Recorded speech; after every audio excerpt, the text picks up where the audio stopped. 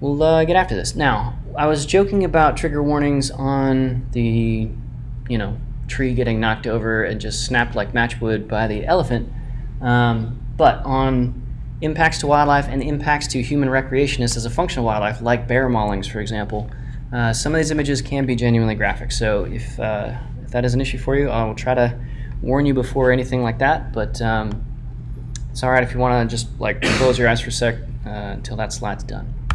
So our direct on-site impacts to wildlife, and importantly, how the wildlife responds to that impact in the moment or over time, is going to be direct. So this is like human-animal direct contact. Like I'm looking at it, it's looking at me, or some variation of that. Okay? So we've got constructive versus destructive consumptive uses. Hunting, fishing, trapping, so resource extractive uses, we'll call these consumptive in class. And the message here is not that hunting or fishing is blanket bad, right? Obviously not, unless you're a mastodon. But these are okay, these are valid.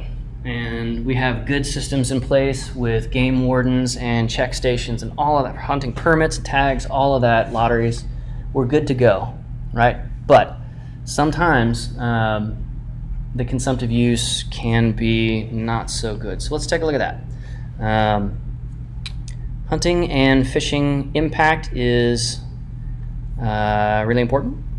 So we manage that at a population level, at a subpopulation like genetic range and quality for a local population or subpopulation, and we can pair aggressively or passively with public and private farming operations. So where we're going this Friday, we're going to start our float up at the upper end of the Upper Current River section or unit of Ozark National Scenic Riverways. Just upstream from where we'll be is Montauk State Park with a huge state-run trout farm, a fisheries operation. So Little Grassy has a fish operation here for the state of Illinois. Over there, Montauk State Park is one of their operations over there specifically for trout. So they farm up, 2-3 million trout a year and truck most of them across the state and release a whole bunch into the Current River. So for the 500 yards or so of river reach just downstream from that release point, there are going to be fly fisher people on both sides of the river just beyond each other's fly casting range. It's like person, all the way down. It's not a particularly natural experience, but fly fishing trout is so much fun and so tasty and so easy when you're fishing downstream from a farm. A lot of people like doing it, right? So nothing wrong with that. If that's cool with them, we're cool with them. So all that to say, impacts can be positive or negative, but managed well, it can be a positive change as a function of hunting or fishing. It's not necessarily all bad, okay? So there is a much younger Dr. John Schoonover with the take, all right? This is okay. We have hunted out their natural predators, so in order to keep populations healthy, we have to tightly manage whitetail hunting, muley, blacktail, elk, etc. And it goes pretty well these days. And we're able to use those apparati for tracking things in those wildlife populations. There are a lot of studies funded by resources gathered by, charging just a couple of bucks for a hunting tag, for example. That funds lots of millions of dollars of research all over the world, but especially here in the United States, where we have to manage hunting pretty intensively with our hunting and gun culture and stuff like that. And that gives us the resources in a positive economic impact way to do things like track chronic wasting disease, right? That is a real concern for human health as well as for deer health. I'm working on a study right now where we are trying to figure out what's the impact of hunters, gardeners, anybody who's outside, runners taking a crap in the woods, human runners taking crap in the woods, and potentially transmitting COVID to deer, where the COVID can rapidly mutate and then spill back into human populations as a new strain. If you're been anywhere but in a cave over the past couple of years, mutating strains are a problem, right?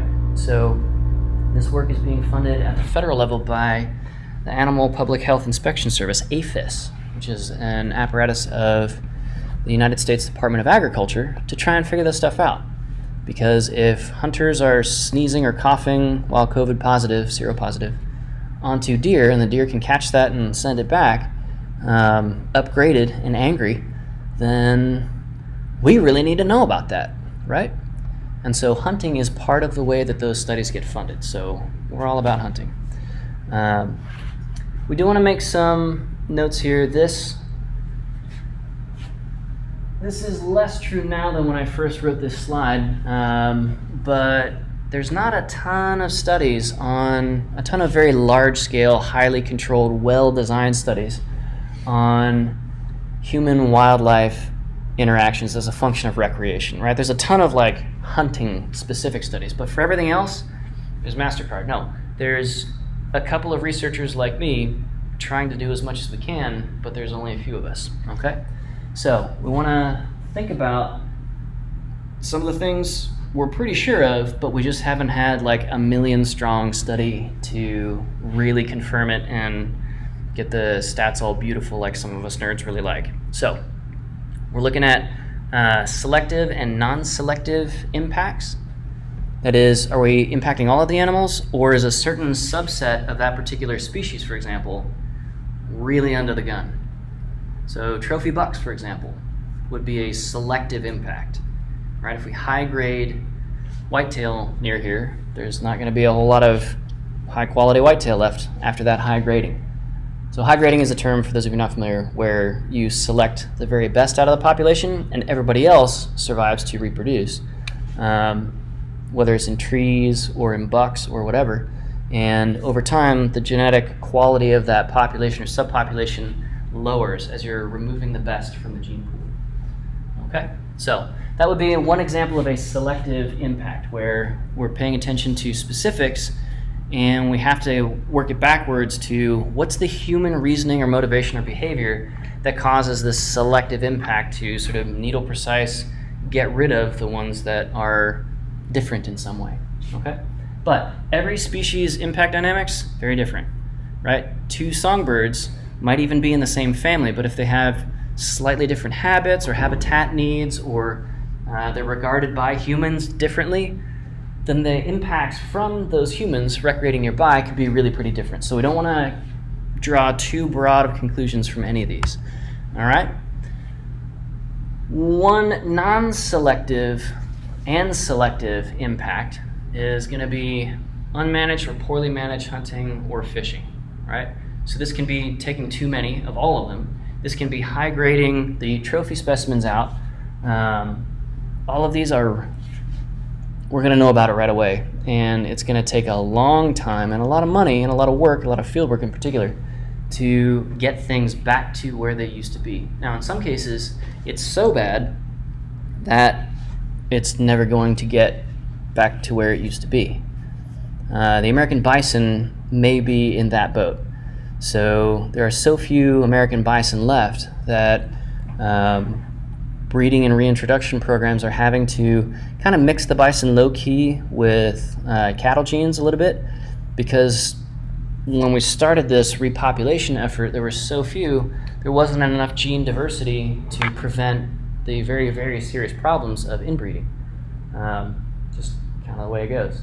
So we've had to kind of hybridize those a little bit, and we'll get back there. We'll eventually have, millions of head of bison out there on the open range and in various prairie paddocks and stuff, like here in Illinois and eastern Tennessee and all the places that they used to be. But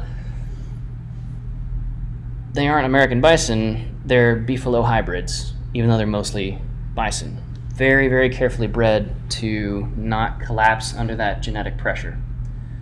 So that's a good cautionary tale for us. We hunted passenger pigeons at the turn of the century, so between 1890 and 1900, completely to extinction. Here in the Mississippi Flyway, there were so many of them migrating up and down this corridor along the Mississippi and past Chicago, that the accounts at the time were like you couldn't really take good pictures of them when they were flying because they blotted out the suns like the arrows of the Persians in the movie 300, right? Like for days at a time. It was just this carpet of birds just like covering the whole sky.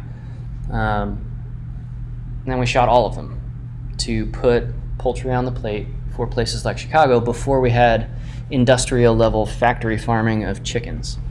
And that industrial level factory farming, those caged animal feeding operations, CAFOs, were really a pretty direct response to, over time, the fact of we need a lot of plates to get filled, and we can absolutely extirpate entire species in an attempt to do that if we're not farming them up. So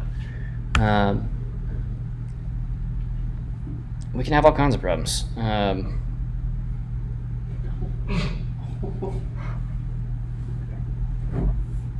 3 out of 10, cannot recommend. Okay? Poaching is a thing. And this is going to be sub-Saharan Africa in this particular photo and in the next. But this is the thing. Not everybody wants to play nice. Some folks, in their own minds, are justified for doing this.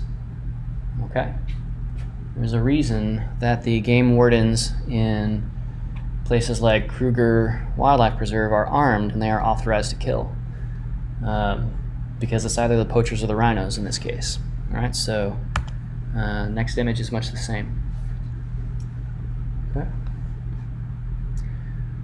So it's not always purposive in the case, as in the case of overhunting or overtaking of maybe illegally trophy specimens or poaching in this case.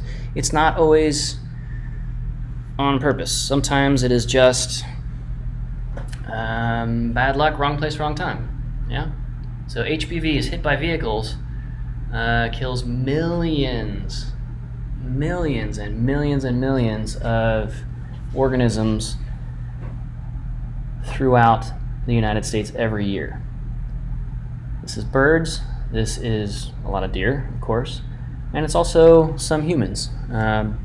Unfortunately, in places like my old home state of Ohio, it's the white-tailed deer on highways problem is so bad that they've hired sharpshooters, professional sharpshooters, to essentially kind of roam throughout the state and take deer, as many as they can, to just get the numbers back down anywhere close to something that's safer for the deer and for humans.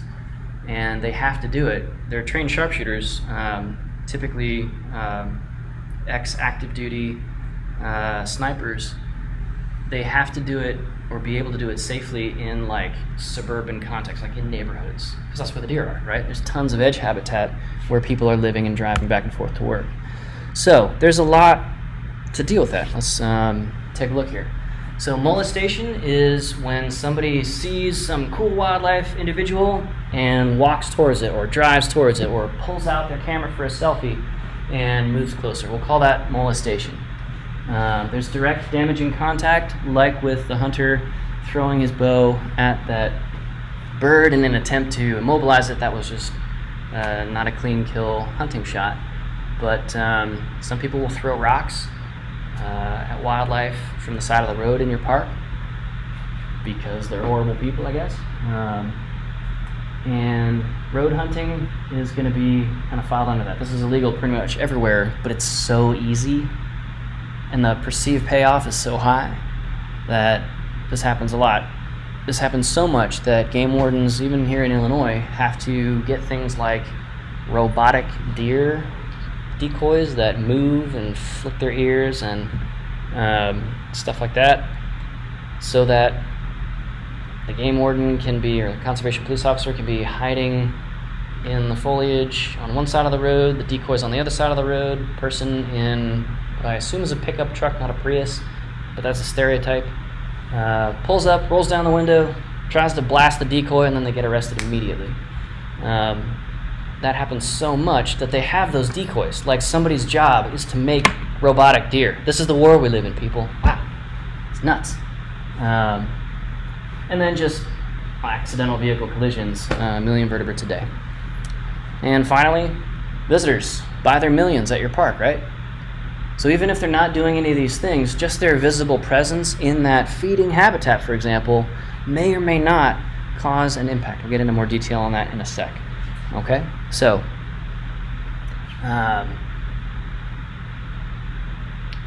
this is one of several comics we'll see from marriedtothesea.com, which is sort of dark and obscure humor. So if you don't get it, don't feel bad. All right. So that's consumptive impacts. Non-consumptive impacts are going to be the non-hunting, non-fishing, not like directly killing or harassing the wildlife, or harassing them so much that they end up declining in quality or dying. So this will be stuff like, I'm here and so is the wildlife and I'm affecting it, but I'm not trying to eat it. And we may or may not realize that we have those effects. So let's get into some of these subclassifications. Tortoises getting run over by four-wheelers, ATVs, Humvees. They're kind of the same color as the desert floor that they're walking across. If you've ever seen desert tortoises out in like Utah, for example, they're kind of hard to see until you get kind of close. And they're not moving real fast, they're not making a ton of noise, they're not brightly colored plumage or anything like that. So you might just be trying to catch some air off of a boulder and then the boulder cracks around your tire and it's very sad. Okay. Sea turtles getting run over by the wake, the prop, the hull of your boat. You probably don't even realize it if you're in the boat and you're causing that impact. We'll see some visible examples of what that looks like in a sec. Alligators versus airboats. It's a very shallow draft John boat with a draft is the depth of the keel, the center line of the hull below the nominal water line. Airboats have like a 2-inch draft and a huge like airplane prop fan on the back. So they can go basically quasi hovercraft style over swampy water and soft soil, saturated soil. It's very, very easy to just slam into an alligator at 40, 50 miles an hour with one of those. And again, it might just look like a log to you and boom, and you're past it at 50 miles an hour and the alligator's dead. Lizard burrows versus an ATV. Rodent burrows and runs through snow that you are walking or driving over and collapsing that and forcing them to redig through now compacted snow and spend a whole bunch of extra calories for a problem they had already solved over fresh, loose powder. There's a dead reptile every 80 kilometers across all of our multiple millions of miles of roads in the United States. So divide that out and that's how many you get every year. This is a moose, or it was a moose, and you'll notice that the moose did not destroy the crumple zone of the car, it destroyed the occupants, right? So hit by vehicle moose fatalities in places like Vermont and New Hampshire is a real statistic every year. The legs are just long enough to elevate that body mass, and it can be, well over 1,000 pounds for a healthy adult bull moose. It's enough to get that body just over that protective mass of the engine block and right into the cabin. So you see people decapitated, just turn into a pink mist by the moose. And this is a non-consumptive wildlife encounter, but it's a fatal one for everybody involved typically. So deer can do this if you happen to catch it on the bound and it gets above and goes through the windshield. The moose is not going to be bounding, right? They're kind of too heavy for that, but just standing there. Unfortunately, the recreation roads that we carve into moose habitat are northern roads, and a lot of states will use salt to try and keep the ice and snow off of those roads. And what do moose love to lick in the winter? Salt, right? So we are modifying their habitat. So that's an indirect impact, modifying habitat, that creates a direct impact and leads to human fatalities as well. There's like every inch of the road for miles and miles and miles is a salt lick, if you want to think of it that way. Those of you familiar with salt licks. Okay? So, this is what boat props do to whales, and manatees, and sea turtles, and so forth. That's a rotating propeller going chop, chop, chop, chop, chop, chop, julienning the outer surface of this creature. Now, sometimes they can survive this. It's never good, but sometimes they can survive it if it's only cutting through skin and superficial blubber. In other cases, that's kind of about as literal death by 1,000 cuts as you could possibly have, right? So this is a real thing, and it's not hard to find lots of examples of it, okay? These two are the same organism, by the way. All right, so we gotta understand when people are bringing heavy-ass vehicles that are powered by essentially pulped up trees in the form of oil, the wildlife have not had 150 million years to evolve to be safe around us. We are the global super predator, whether we are actively trying to make crab cakes or if it's just on accident, okay? And sometimes it goes both ways. This is a problem here in Illinois. People do get killed from things like, was it Asian carp that jumps around here? Yeah, that's a thing. Maybe it's revenge. I don't know. I thought that was funny. Moving on. Harassment is unfortunately just people behaving badly. They're not necessarily trying to kill it. They're just trying to, here's the critical ingredient, get a laugh out of their friends. It's very uncommon to see harassment like this, a single person in isolation.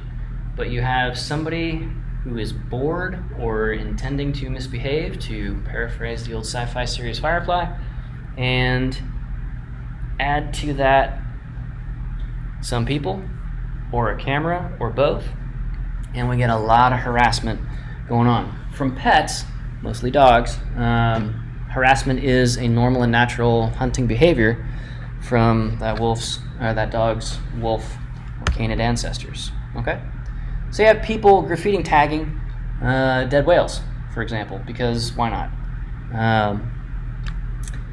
In some cases, the harassment is very much on purpose, but for somebody who is unconsciously doing the same thing, we're going to lump that in with harassment, even if the person has no idea that they're doing it, because the effect on wildlife is exactly the same, right?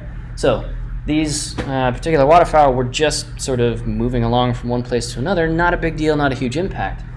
But if you have 1 million visitors a year, this isn't a one-time ever thing. It can be once every 3 to 5 minutes kind of a thing. You can see how eventually they just kind of run out of calories, okay?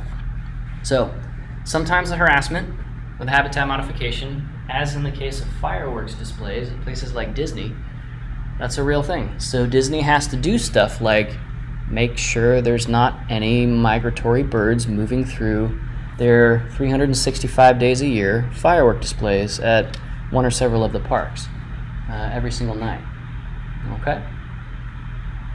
So that means Disney removes a whole lot of North Florida habitat from those birds so that they don't have the unpleasant tourism side effect and hit to Disney's bottom line of raining quasi-fricasseed exploded duck onto people looking up and going, oh God, it's in my eyes, I got some in my mouth. You know, that's how I get bird flu. Anyway, no it isn't. And as the conditions, the habitat get more marginal, the effects get more serious, right? So everybody knows how climate change is destroying polar bears. We're just not going to have any habitat left after a while. We may see real collapse of polar bears within our lifetimes, maybe not. It might be shortly after we're dead. But it's moving that direction, and it's moving that way hard. The temperature anomaly up above the Arctic Circle in places is 70 or 80 degrees Fahrenheit at times now. Imagine if our temperature here right now was 80 degrees hotter than usual. Where would that put our temperature for today? It's about 75. 150 degrees, yeah. A human can survive 150 degrees for like a minute or two, okay?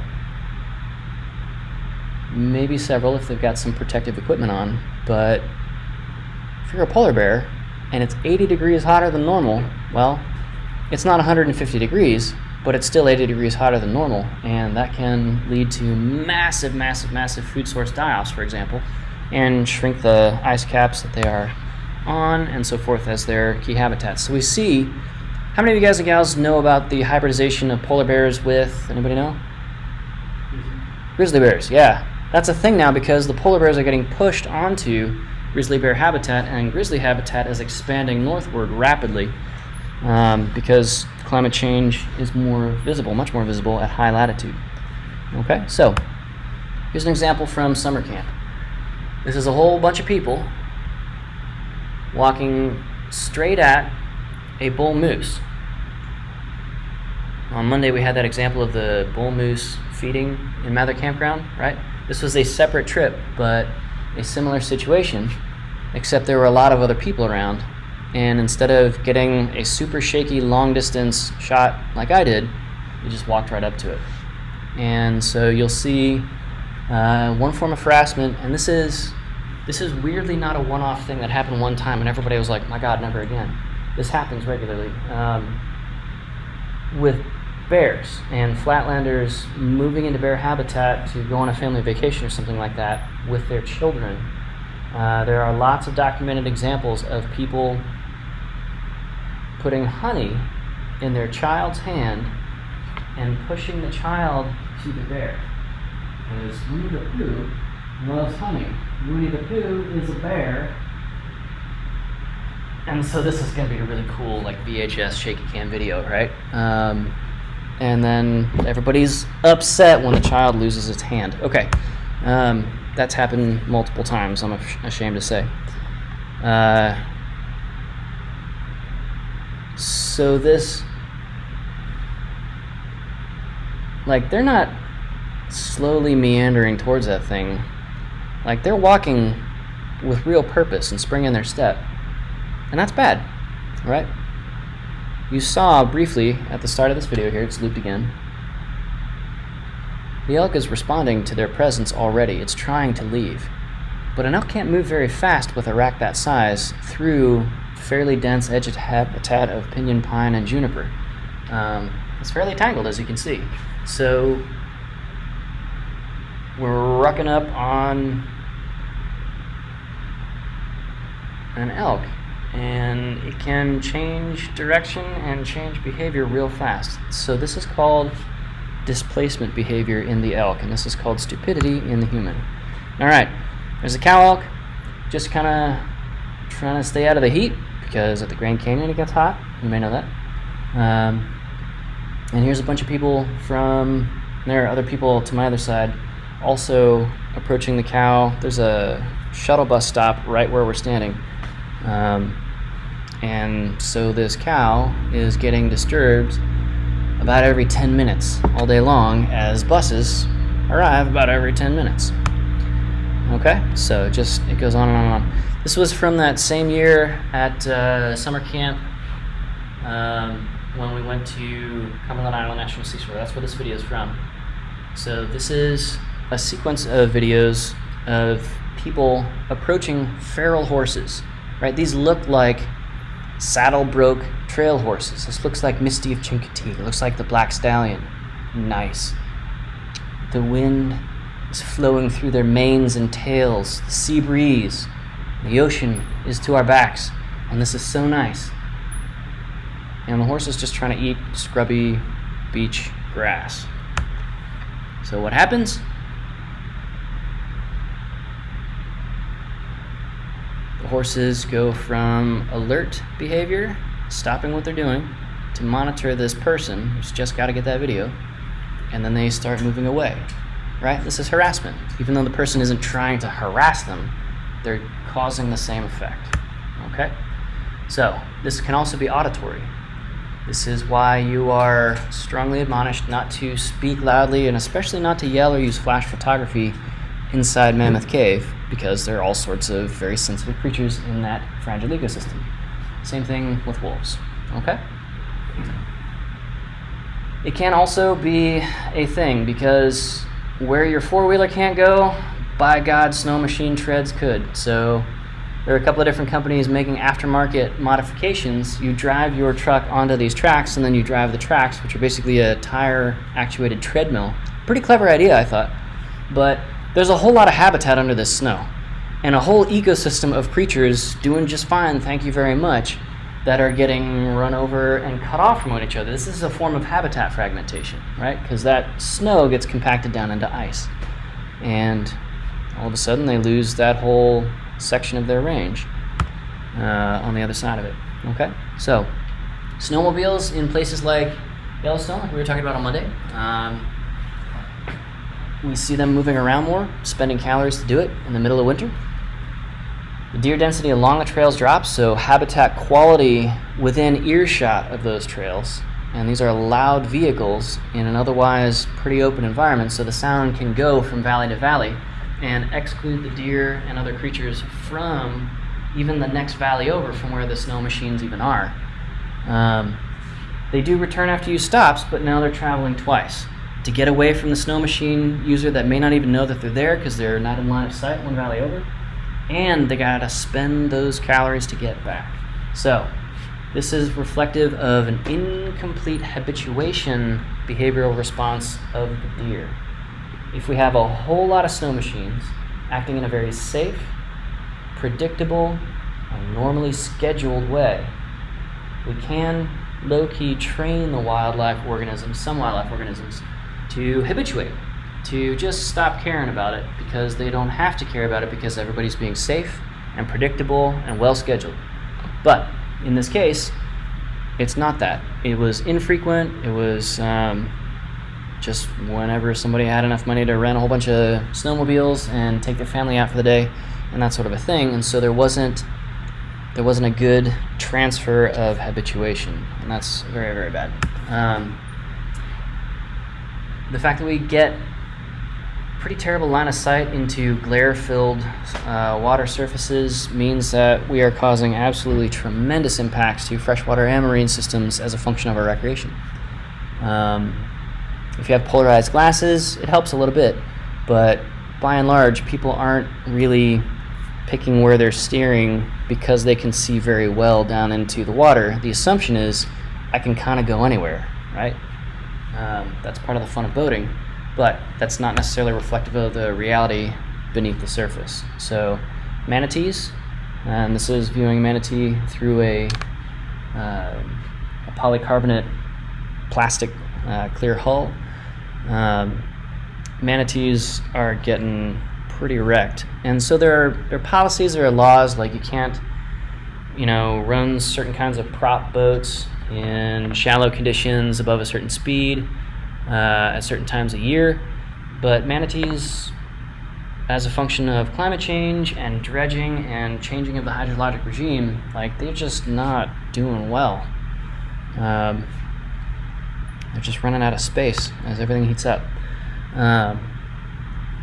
So we do have to confront this sense that our visitors at your national park, wherever that is, we are functionally the global super predator just by virtue of our presence, right? Driving that snow machine equipped truck over snow, that is predating or at least harming the wildlife underneath.